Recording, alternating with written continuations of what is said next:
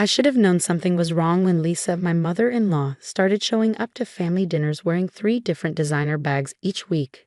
Darling, when you marry into the Harrison family, appearances are everything, she'd remind me constantly, adjusting her supposedly Cartier bracelet that left a greenish mark on her wrist. My husband, Mark, and I had been planning our annual family lake trip for months. We'd reserved the perfect lakeside cabin in Maine. 4 bedrooms, a wraparound porch, and enough space for all 3 families. Our kids, Emma, 8, and Tyler, 6, had been counting down the days, eager to go fishing with their cousins. The kids are so excited about the cabin, I mentioned during Sunday dinner, watching Emma demonstrate her perfected casting technique with an imaginary fishing rod. Sarah's girls are bringing their new kayak too.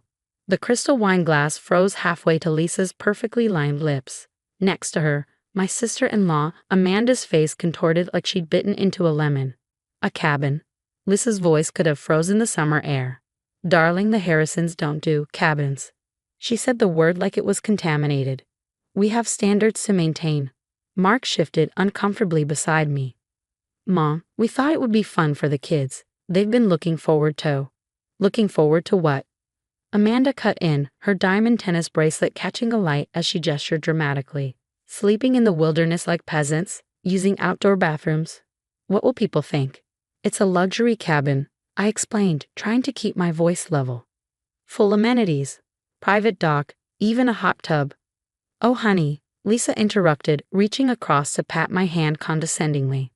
I know you didn't grow up with our advantages, but now that you're part of this family, you need to understand our position.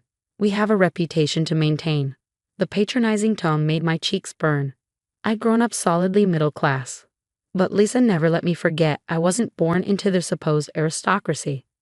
Actually, Amanda straightened, her smile turning razor sharp. This is perfect timing. James and I were just about to announce something exciting. She paused for dramatic effect. We've invested in an exclusive timeshare network. Ultra-luxury properties across Europe. We're planning a family trip to their chateau in the French Riviera instead. Lisa clapped her manicured hands together. Now that's more like it. Crystal chandeliers, private chefs, helicopter tours. But we've already put down the deposit, Mark protested. The kids have been saving their allowance for fishing gear. Don't be ridiculous, darling, Lisa waved her hand dismissively. We'll cover everything. The Harrison name opens all sorts of doors. Amanda's timeshare connection gives us access to the most exclusive properties. I watched Emma's face fall as she realized her beloved cabin trip was evaporating. Tyler had stopped eating, his lower lip trembling. We're not canceling, I said firmly. The kids have been planning this for months. Lisa's perfectly Botox forehead attempted to wrinkle. Diana, darling, you're being difficult. Think about what's best for the children. Do you really want them growing up thinking camping is acceptable? That manual labor like fishing is appropriate for their social class. What exactly is wrong with our social class? I challenged, feeling Mark tense beside me. Nothing, Lisa backpedaled smoothly. You've done, adequately, rising to our level. But now it's time to embrace proper luxury. Amanda's timeshare properties are simply magnificent. Tell them about the yacht options, dear. Amanda launched into a detailed description of Mediterranean cruises and private islands, each word dripping with manufactured exclusivity. I noticed she carefully avoided mentioning actual costs or booking details. We've already arranged everything, Lisa announced. We'll all fly out next month, first class, of course. The chateau has an entire wing reserved for us. Much more suitable than some wooden shack. Mom, Mark finally spoke up. We're going to stick with our original plans. The cabin trip is happening. The temperature in the room dropped 20 degrees. Lisa set down her wine glass with a sharp clink. I see. Her voice could have cut glass. Well, if you insist on embarrassing the family, don't expect us to participate. Amanda, James, will have to make other arrangements. Perhaps that private villa in Santorini you mentioned. Of course, Mother, Amanda smiled sweetly. We'll have the helicopter pad ready for your arrival. I watched my children's faces crumple as they realized their cousins wouldn't be joining our trip. The family vacation they dreamed about was being replaced by some fabricated luxury fantasy. That night, as we drove home, Emma's quiet voice broke the silence. Mom, are we really too poor for Grandma to vacation with us? My heart shattered. Mark gripped the steering wheel until his knuckles turned white. No, sweetheart, I answered carefully. We're incredibly fortunate. We can afford a beautiful cabin by the lake, fishing gear, and making wonderful memories together. That's true wealth.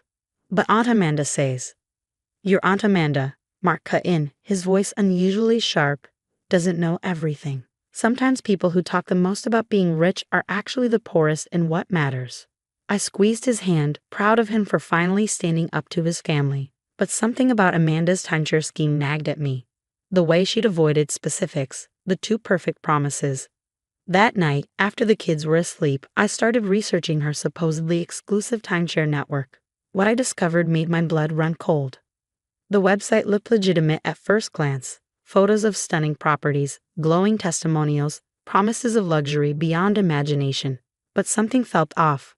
I dug deeper, following digital breadcrumbs until I found what I was looking for. There, on an FBI warning page, was a familiar company name. Amanda's exclusive timeshare network was listed as a suspected international scam operation. The properties didn't exist. The photos were stolen from real estate listings. And the victims, wealthy families desperate to maintain their illusion of status.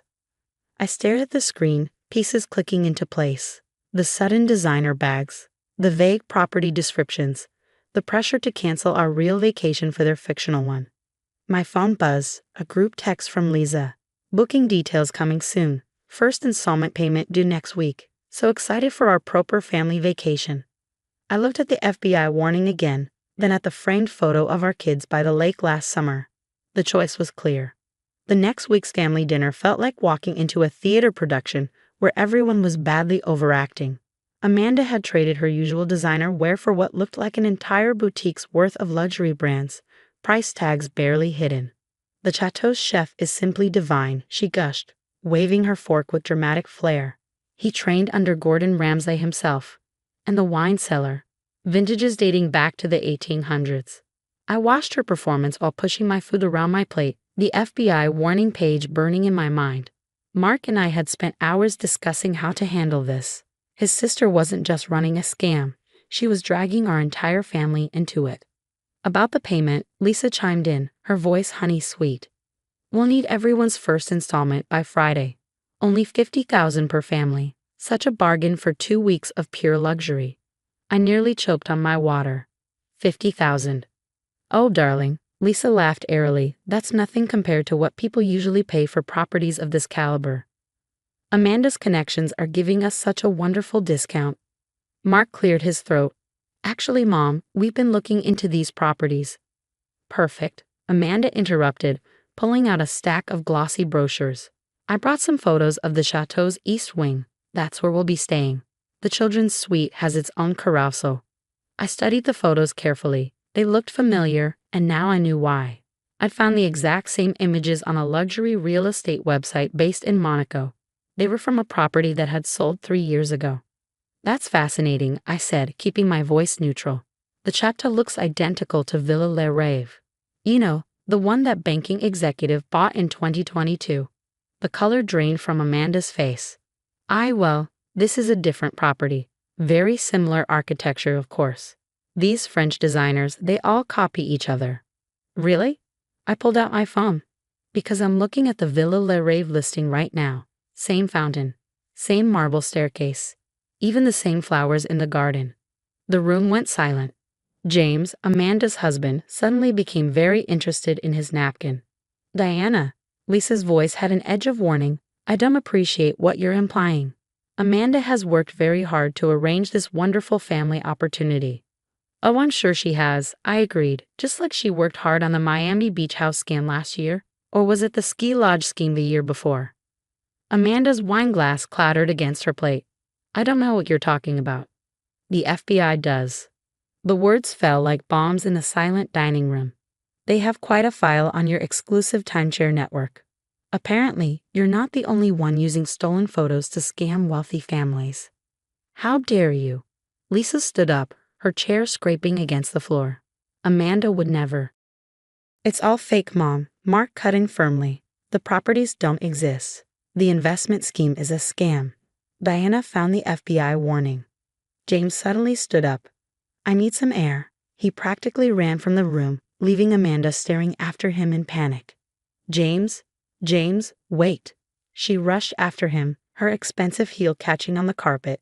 As she stumbled, her purse spilled open, dozens of fake credit cards scattering across the floor like damning confetti. Lisa stared at the cards, each showing different names and banks, her perfectly maintained facade cracked. Amanda? Her voice sounded small, confused. What is this? But Amanda was already gone, chasing after James. Through the window, we could hear their cars screeching out of the driveway.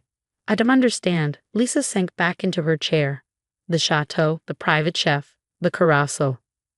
None of it was real, Mom, Mark said gently.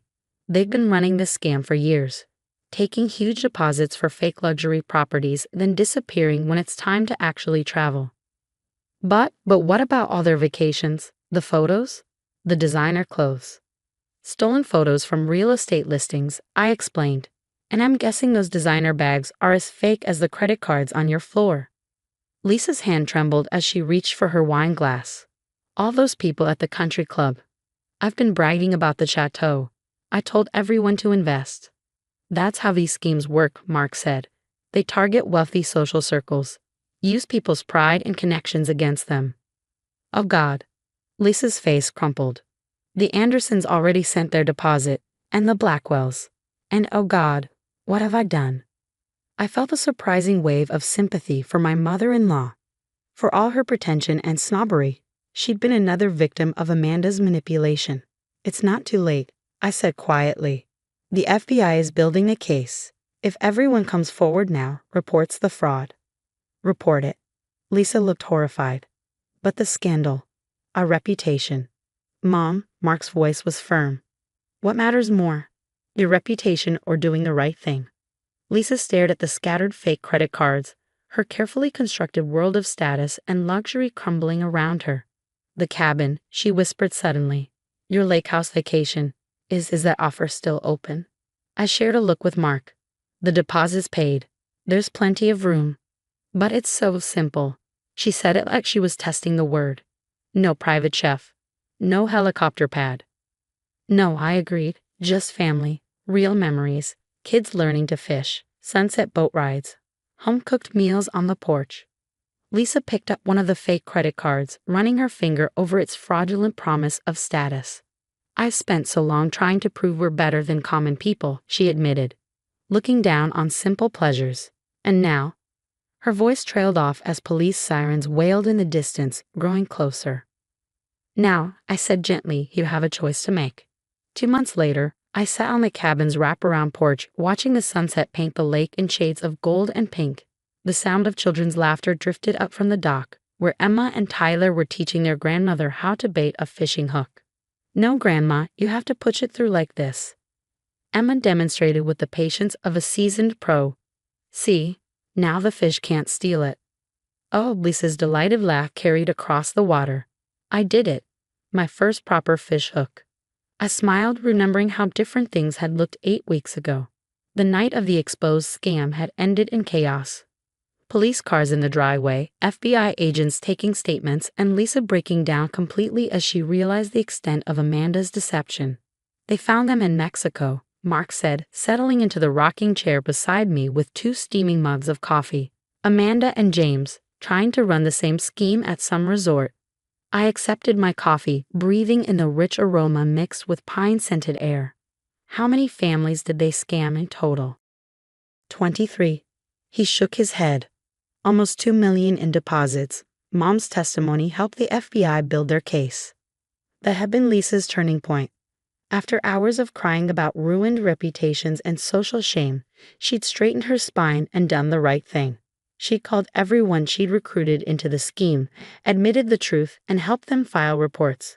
Her country club status had taken a hit, but her conscience was clear. Look, look! Tyler's excited shout drew our attention back to the dock. Grandma caught one. Lisa was standing proudly, holding up a small bass while the kids cheered. Her designer clothes had been replaced by jeans and a flannel shirt, both purchased from Target, which would have been unthinkable 2 months ago. The green stain from her fake Cartier bracelet had finally faded. I never thought I'd see her like this, Mark mused, watching his mother high-five our children. Remember how she used to be about common activities? I thought back to all her cutting remarks over the years about our middle-class choices, the sneers at public schools, the mockery of home-cooked meals, the constant pressure to maintain appearances. Did I tell you what she said to me yesterday? I asked, sipping my coffee. She apologized. Really apologized, not just her usual sorry you were offended routine. Mark raised his eyebrows. Seriously? She said she spent so many years trying to buy class that she forgot what really matters. Said watching Amanda get arrested made her realize she'd been measuring wealth all wrong. Down at the dock, Lisa was attempting to unhook her fish while the kids offered enthusiastic advice. She'd insisted on learning everything herself. No hired help, no shortcuts. I want to earn this, she'd said on the first day, determinedly practicing her cast in the backyard. The screen door creaked and Sarah, Mark's cousin, emerged with a platter of sandwiches. Dinner's ready. Fresh caught and fresh made. You cooked? Lisa called up, clearly impressed. I thought you always had your meals catered. Turns out cooking's not just for common people after all, Sarah laughed. Who knew YouTube cooking channels could be better than a private chef? We gathered around the enormous picnic table on the porch, passing plates and sharing stories as the sun dipped lower. Lisa sat between her grandchildren, her face glowing with genuine joy as they debated the proper technique for making s'mores. You know, she said during a lull in conversation, I got another call from the Ritz today. They wanted to know if I'd be hosting my annual charity gala in their ballroom this year. What did you tell them? Mark asked carefully. Lisa smiled, helping Tyler perfect his marshmallow roasting technique. I said no, suggested they donate the space to the youth fishing program instead, the one Emma told me about. I nearly dropped my plate in shock. Lisa Harrison, queen of social status, turning down her biggest society event of the year. Besides, she continued, rescuing Tyler's marshmallow before it caught fire. I thought we might make this cabin trip an annual tradition, if you'll have me. The vulnerability in her voice made my throat tight. We've loved that, Lisa. Although, she added with a mischievous glint in her eye, next time I'm bringing better coffee. Target is fine for clothes, but their coffee selection is simply barbaric. We all laughed, and I realized the sound was real. No forced politeness, no hidden judgments. Just family enjoying each other's company without pretense. Later that night, after the kids were asleep upstairs, I found Lisa standing on the dock. She was staring at the moon's reflection on the lake, looking more peaceful than I'd ever seen her. Thank you, she said quietly as I approached, for not giving up on me, for showing you what real luxury looks like. I followed her gaze across the water. Real luxury. This, she gestured to the cabin, the lake, the sleeping children above. No fake designer labels, no stolen photos. Just love. Family, things money can't buy. A loon called somewhere in the darkness, its haunting cry echoing across the water. In the cabin behind us, I could hear Mark and Sarah laughing over late-night board games. You what the strangest part is? Lisa mused. I've never been happier. We stood in comfortable silence, watching the stars reflect on the lake's surface. No helicopters, no private chefs, no crystal chandeliers. Just the real treasures. Family, forgiveness, and a perfectly baited fish hook